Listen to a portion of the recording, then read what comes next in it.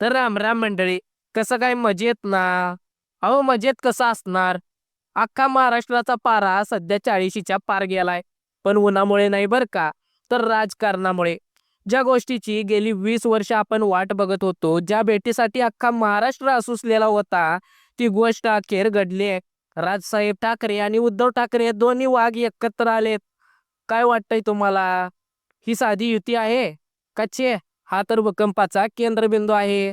आजच्या व्हिडिओत आपण असं काही उघड करणार आहोत जे ऐकून समोरच्यांच्या पायाखालची जमीन सरकल्याशिवाय राहणार नाही. त्यासाठी व्हिडिओ शेवटपर्यंत बघा. कारण शेवटी मी असं एक गणित सांगणार आहे जे बघून तुम्हाला पटेल की मुंबईचा पुढचा राजा कोण असणार. 2006 साली राजसाहेब ठाकरे बाहेर पडले आणि शिवसैनिकांच्या काळजात जणू धस्स झालं. दोन भावांच्या भांडणात तिसऱ्याचाच फायदा झाला.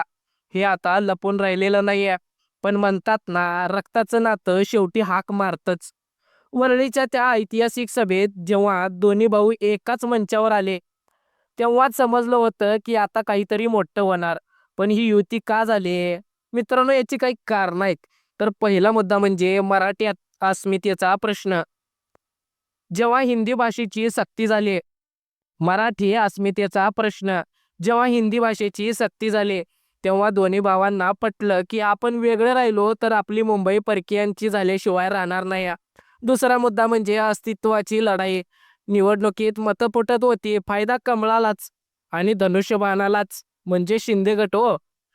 हे रोखण्यासाठी साहेबांच्या लेकरांनी अखेर विस्तव विझवला आणि हातात हात घेतला. आता मित्रांनो, तुम्ही म्हणाल भाऊ युती तर झाली, पण जागा कशा वाटल्या? तर ऐका. मुंबई महानगरपालिकेसाठी मोठा खेळ झालाय. ठाकरे गट जवळपास 145 ते 150 जागा लढवणार आहे. तर मनसे गट 65 ते 70 जागांवर शड्डू ठोकणार.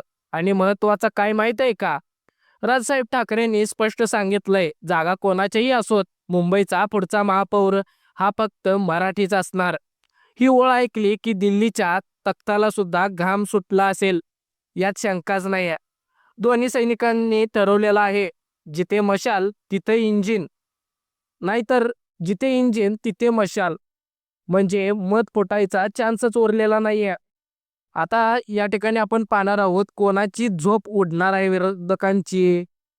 आता ही युती झाली म्हटल्यावर काही लोकांच्या पोटात गोळा आला असणारच. मुख्यमंत्री देवेंद्र फडणवीस साहेब म्हणाले, हे तर स्वार्थासाठी एकत्र आलेत.